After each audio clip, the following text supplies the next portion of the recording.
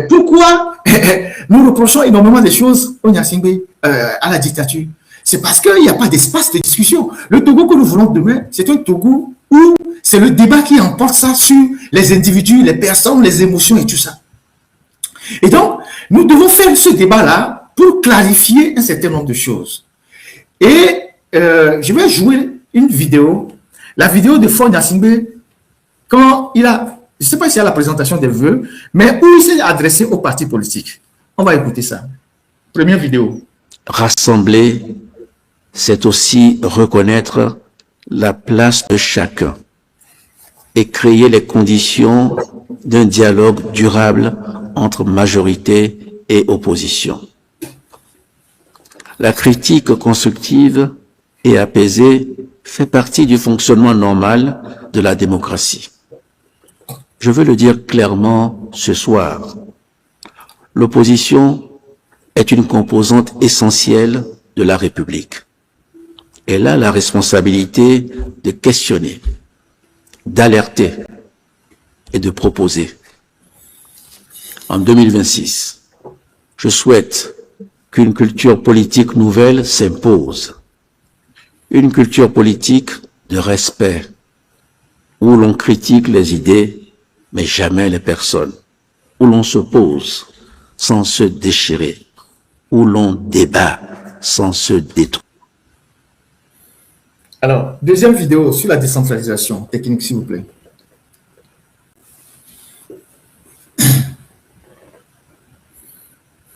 La décentralisation n'est pas un slogan. C'est une manière de gouverner autrement, de reconnaître la diversité de nos territoires, d'aller vers ceux qui sont loin du centre ou de la capitale. Vos élus locaux seront désormais davantage associés à l'action publique, parce qu'en 2025, nous avons renforcé les moyens d'action des collectivités et amélioré la coordination entre l'exécutif, l'Assemblée, le Sénat et les territoires. Merci beaucoup à la technique. Alors, tous ceux qui sont dans le combat pour le changement, pour l'alternance, pour tout ce que vous voulez, tout le monde, hein, y compris les partis politiques, habituellement, quand les responsables politiques sont interrogés, en tout cas la plupart, ils disent que nous sommes dans une dictature. Nous sommes dans une dictature féroce. Alors, ça fait 35 ans que depuis la conférence nationale souveraine et l'arrivée du multipartisme, les Togolais se battent pour se défaire de cette dictature-là. Ça fait 35 ans pratiquement que les Togolais se battent pour se défaire de cette dictature. Et pendant les 35 ans,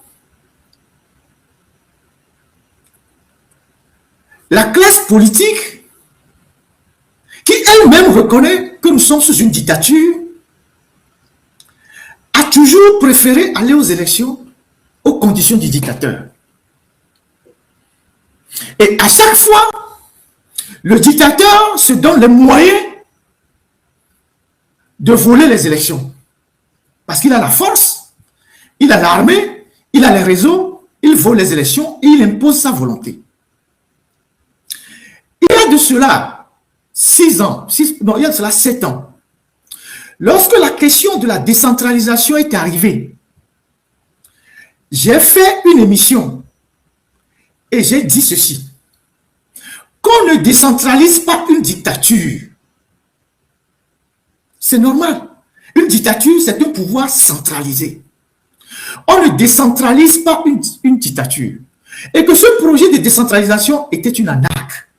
Parce qu'en réalité, Faure Gnassingbé était sous pression, surtout de l'Union européenne, de tout ça, surtout de l'Allemagne, de l'Union européenne, de faire la décentralisation. Mais Faure Gnassingbé sait mieux que quiconque, s'il fait une décentralisation réelle, son pouvoir va être dilué. Alors, ils ont conçu les tests pour ne rien perdre de leur pouvoir. Et je disais que ceux qui vont rentrer dans ce jeu de décentralisation, ils vont s'affaiblir. J'ai fait une analyse comme ça, de façon dépassionnée, désintéressée, dépersonnalisée. Vous pouvez retrouver cette vidéo sur Internet, il y a 7 ans. J'ai dit ceci, on ne décentralise pas une dictature. Jamais on a décentralisé une dictature. Si les gens eux-mêmes sont conscients, ils vont sur les radios, ils disent c'est un régime de dictature, c'est une dictature. Alors pourquoi on doit continuer par croire qu'une dictature va fixer un jour les bonnes règles d'une élection permettant à l'opposition de rentrer au pouvoir? Quand vous interrogez aujourd'hui 80% des Togolais, sur 100% vont vous dire les élections ne peuvent jamais régler le problème togolais. C'est une vérité. C'est une vérité. Donc, si les élections ne peuvent pas régler le problème togolais, et si on en est conscient, pourquoi on continue d'aller aux élections et d'entretenir l'illusion que le Togo est un régime démocratique? Parce que dans le premier discours de Faure Gnassingbé, vous avez vu la subtilité avec laquelle il parle de l'opposition. Il dit, dans une démocratie, l'opposition est un acteur fondamental. Il faut privilégier le dialogue. Il faut qu'il y ait l'opposition constructive. Il faut ci, il faut ça. C'est le même Faure Gnassingbé qui fait des élections frauduleuses, qui n'a jamais reçu les opposants, qui n'a jamais rencontré les opposants, qui n'a jamais discuté avec les opposants sur la vie de la nation. Mais il vient dans un discours de manière subtile et il dit, oui, maintenant, il faut compter avec l'opposition, il faut que l'opposition fasse des apports constructifs, tout et tout, et tout, et tout, et tout, et tout. Vous avez compris ce qu'il voulait faire? Cette portion qu'il a servi là, vous avez compris le jeu qu'il est en train de faire? Vous avez compris le jeu qu'il est en train de faire? Voilà. Maintenant, il va dans la décentralisation. Il dit oui, la décentralisation dans sa seconde phase va donner beaucoup de pouvoir aux élus locaux et tout, et tout. Je vais revenir sur la décentralisation tout à l'heure. Et donc, c'est tout ça aujourd'hui qui entraîne la confusion et crée des problèmes. Parce que Faure Gnassingbé, il a même retiré au peuple togolais le droit de vote. C'est-à-dire, sa dictature a pris encore une autre proportion. C'est-à-dire, il s'est arrogé tous les pouvoirs. Avant la constitution de la 5e République, le peuple avait encore un petit pouvoir pour choisir ses dirigeants, même si les élections sont volées après. Mais aujourd'hui, il a retiré même au peuple sa capacité ou son droit de choisir ses dirigeants. Il a retiré ça au suffrage universel. Il a pris ça. Et il s'est approprié tout ça. Donc, on a viré même carrément dans une autocratie. Et donc, il y a de cela 6 mois ou 7 mois, lorsque on a eu l'occasion de nous mobiliser, parce qu'aujourd'hui, il y a une démarcation qu'on doit faire. Donc, il y a de cela 6 mois, lorsque nous avons eu l'occasion, ou 6 ou 7 mois, de nous mobiliser contre le projet de loi, ou contre la loi, contre la nouvelle constitution de Faure Gnassingbé, lorsque le débat est arrivé dans l'opinion, il y a eu 2 camps. Il y a eu ceux qui ont dit, nous n'allons pas faire la révolution populaire.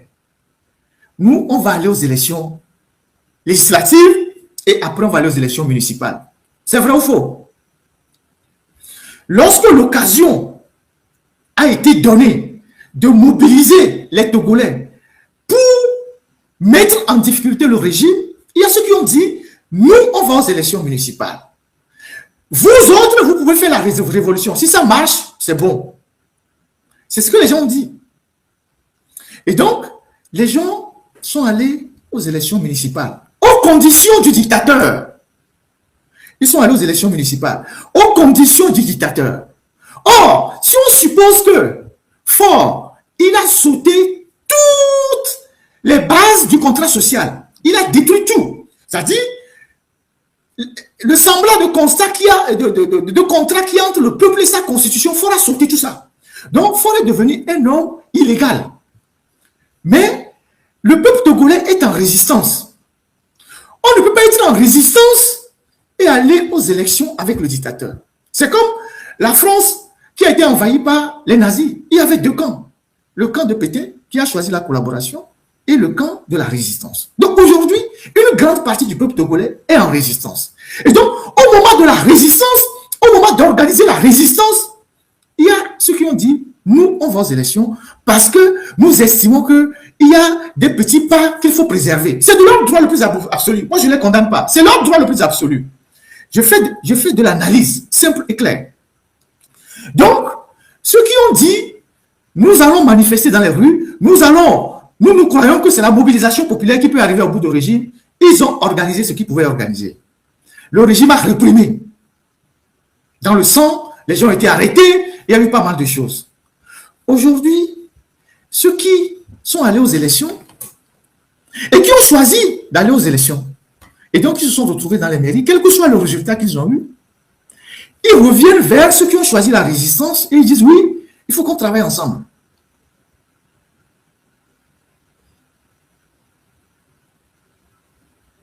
Vous ne pouvez pas être ici et ailleurs. Parce que si vous estimez que c'est une dictature et que vous êtes dans le... Je ne sais pas, quelle que soit la raison pour laquelle vous êtes, je ne sais pas, dans la gestion, si on estime que c'est une dictature et que vous allez dans les municipalités, avec vous allez dans les municipalités, sous l'autorité du dictateur, vous êtes dans la cogestion. Vous êtes dans la cogestion du pouvoir, même si c'est à un niveau de collectivité locale. Quand on fait le bilan d'une entreprise, on fait le bilan de l'entreprise et ses filiales. Vous êtes dans la cogestion. Je l'avais dit il y a 7 ans. Vous êtes dans la cogestion. Donc, vous ne pouvez pas être dans une opposition institutionnelle. C'est ce que Faure dit. Je reviens au discours de Faure. Il parle de l'opposition institutionnelle. C'est-à-dire, cette opposition qui pense que, au-delà du fait que le Togo est une dictature, on peut composer avec la dictature. C'est de cette opposition que Faure parle. Que l'opposition doit être une opposition de propositions, de ci, de ça, de ça. Et en faisant ce clin d'œil dans son discours à l'opposition, Faure essaye de mettre les partis politiques contre ceux qui contestent le régime aujourd'hui. Il est en train de jouer un jeu pour opposer les partis politiques à ceux qui aujourd'hui travaillent pour la mobilisation populaire. Je ne serai pas surpris que demain matin, on nous annonce qu'il y a un dialogue et que les gens disent oui, il faut qu'on dialogue. Il y a eu combien de dialogues au Togo depuis l'accord du 12 juin? C'est pour ça que je vous décortique le discours de Faure Gnassingbé, pour que vous voyez la subtilité avec laquelle il a parlé de l'opposition. Il est en train de remettre l'opposition dans le jeu, pas l'opposition, les partis politiques qui sont dans l'institutionnalisation de l'opposition pour les opposer à ceux qui sont en train d'appeler la mobilisation populaire. Et ce jeu-là, ça risque de nous diviser. C'est pour ça que je fais cette analyse-là. Et je dis, si vous êtes dans l'opposition institutionnelle, vous ne pouvez plus être dans la résistance. Parce que ça fait désordre. Parce que la résistance, c'est pour mettre fin à la dictature. Immédiatement, c'est pour renverser la table. Mais l'opposition institutionnelle, c'est de faire les petits pas. C'est de dire, oui, nous croyons qu'on peut faire les petits pas, on peut changer les choses petit à petit pour avancer. Ça fait 30 ans, 35 ans que les gens changent les choses petit à petit. Mais ça n'avance pas. Et je vais vous expliquer tout à l'heure pourquoi ça n'avance pas. Et je vais conclure par là. Donc, il faut que le débat soit clarifié. Il faut qu'il y ait une démarcation claire et nette. Est-ce que vous êtes dans la résistance? Si vous êtes dans la résistance, alors là, vous ne pouvez plus être dans l'institutionnel. Ceux qui sont dans la résistance aujourd'hui, c'est ceux qui s'organisent, qui appellent les gens à manifester, à faire ci, à faire ça. C'est eux qui donnent les mots d'ordre. Vous ne pouvez pas être pour et contre à la fois. Il faut clarifier ce débat-là. Et c'est ce débat, et c'est cette non-clarification, c'est cette confusion qui crée des problèmes entre les gens sur la toile. Et les gens s'insultent, les gens disent oui, pourquoi, oui. C'est ça la réalité. Tout est parti de la nouvelle constitution. Quand les gens ont dit, écoutez, nous allons aller dans la rue, d'autres ont dit, nous on va aux élections. Maintenant, je reviens sur la décentralisation. Et par rapport à ce que j'avais dit il y a quelques années, Vous voyez qu'aujourd'hui, Ford parle de la décentralisation en disant oui, on va donner plus de pouvoir aux élus. Mais les maires aujourd'hui, même les maires du Nil, ils sont devenus des petits garçons de course de M. Awaté au Dabalo. Au-delà du fait que dans le premier mandat, la plupart des maires, ils n'ont pas pu faire beaucoup de choses. Les gens ont été même empêchés de donner des noms à des rues, alors que c'est leur prérogative. Le pouvoir a tout fait pour empêcher même les gens de donner juste des noms à des rues, alors que c'est les prérogatives des maires. Pour vous dire que le pouvoir n'est même pas prêt à laisser un petit espace à ces maires-là pour travailler. Alors, ces jours-ci, donc, dans la deuxième phase de la décentralisation, on suit tous les jours le ministre Dabalo qui sort des communiqués, qui parle aux maires comme si les maires sont des sous-préfets, comme si les maires sont ses enfants. Il y a de cela quelques jours, je vous lis quelque chose. Il y a de cela quelques jours, voilà ce qu'il a sorti. Il a sorti une circulaire. Il dit certaines municipalités sont appelées à se conformer aux exigences. Le ministre des collectivités locales, Dabalo, Awaté, a rappelé à l'ordre. Écoutez très bien, il a rappelé à l'ordre 117 communes du pays. Cette mise en garde intervient après l'adoption de leur budget primitif. Le constat est sans équivoque. Plusieurs municipalités affichent des ambitions excessives. Leur budget manque de réalisme et de cohérence. Les projets annoncés sont nombreux. Ils concernent l'entretien des routes, l'assainissement, la salubrité. Ils portent aussi sur les caniveaux, les feux tricolores, les forages. Ces initiatives répondent à des besoins réels. Encore faut-il disposer des moyens financiers. Donc, le ministre rappelle au maire qu'il n'y a même pas d'argent. Donc, tout ce qu'ils font là comme budget, tout ça là, ils n'ont qu'à arrêter ça. Ils n'ont qu'à revenir à la réalité. Un écart important subsiste entre les ambitions et les ressources réelles. De Lomé à Séquencé, plusieurs communes ont surestimé leur capacité budgétaire. La situation nationale impose des contraintes claires. L'État a prévu 12 milliards de francs CFA dans le budget 2026 pour les 117 communes. Cette enveloppe est destinée au fonds d'appui aux collectivités territoriales. Elle devra cependant être repartie entre les 117 communes.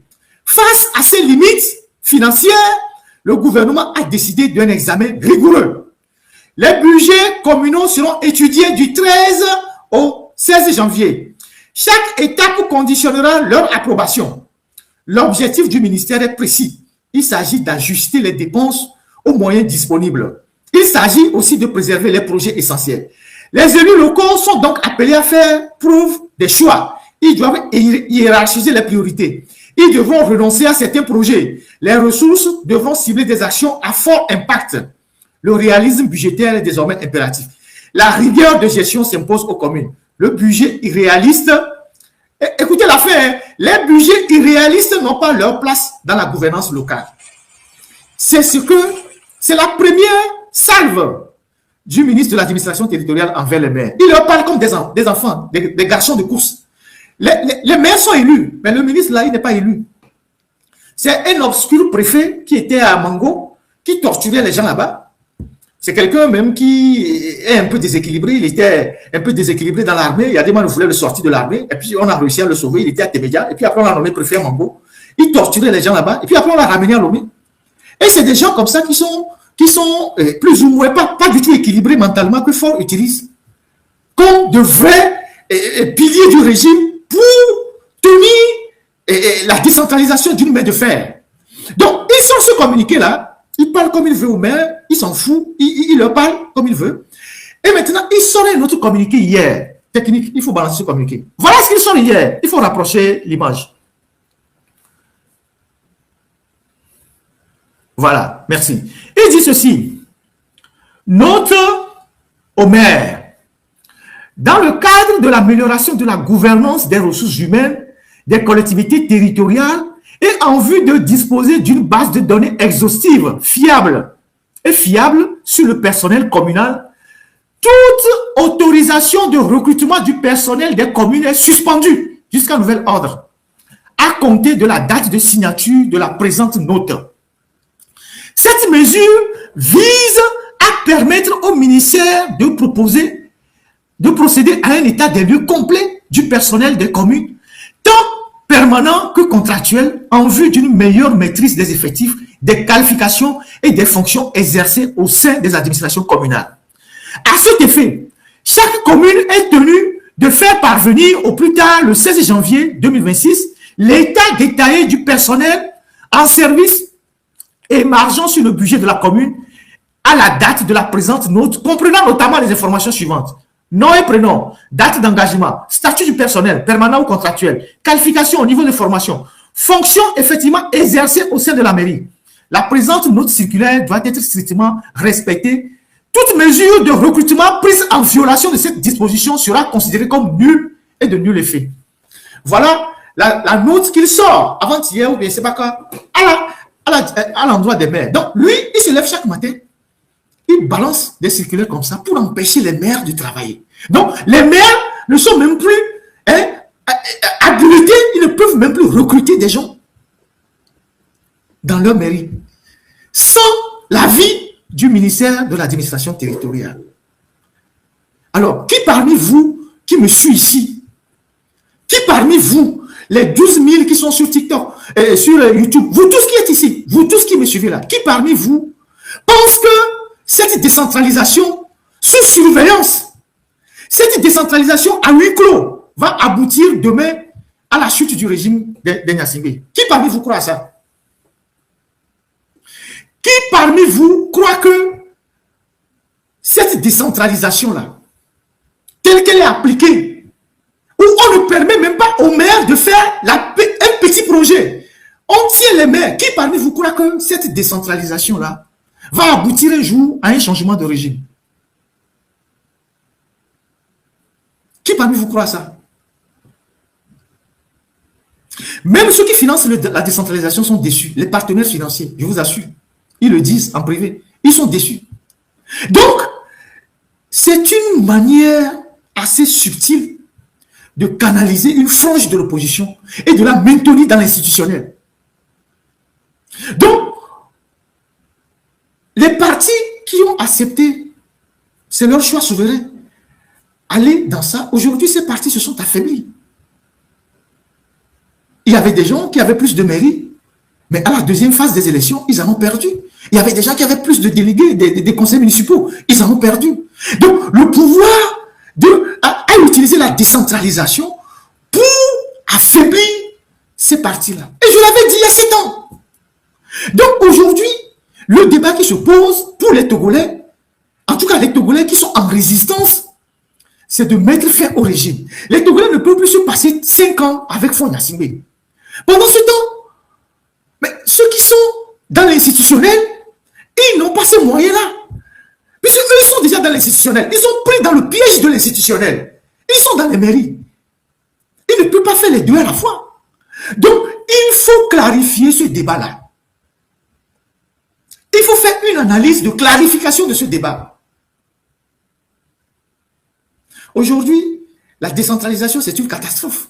Le pouvoir ne va jamais céder un petit pan du pouvoir et des prérogatives aux maires. Et ça se voit. Ça se voit à la manière dont Amaté parle aux maires. Il leur parle comme des garçons de course. Les maires sont devenus aujourd'hui pratiquement comme des sous-préfets. Même le préfet leur tape dessus. Le préfet dit oui, vous avez fait des élections ici, ce n'est pas conforme, il faut reprendre.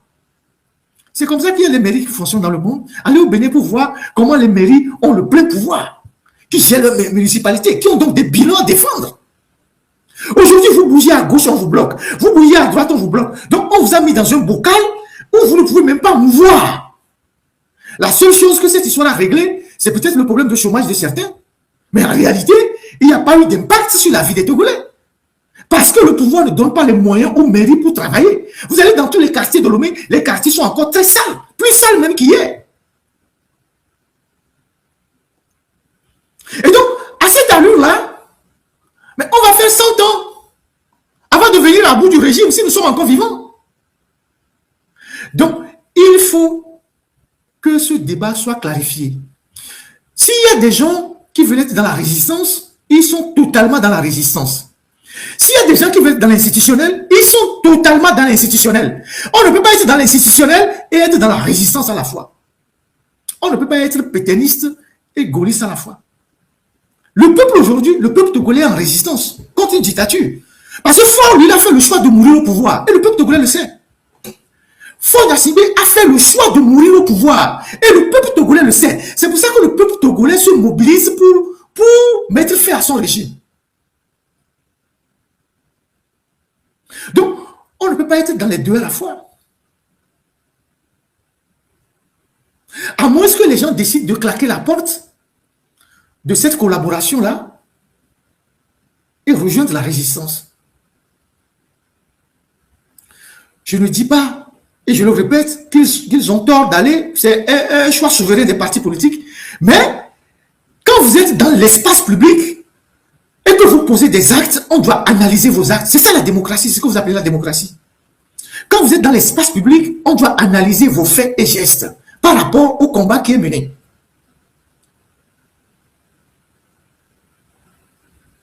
Donc, il y a certains qui sont restés cohérents en disant, nous ne croyons pas que les élections peuvent régler le problème togolais. Nous sommes des partis politiques, mais nous restons dans la ligne de la mobilisation populaire. Ils sont cohérents avec eux-mêmes.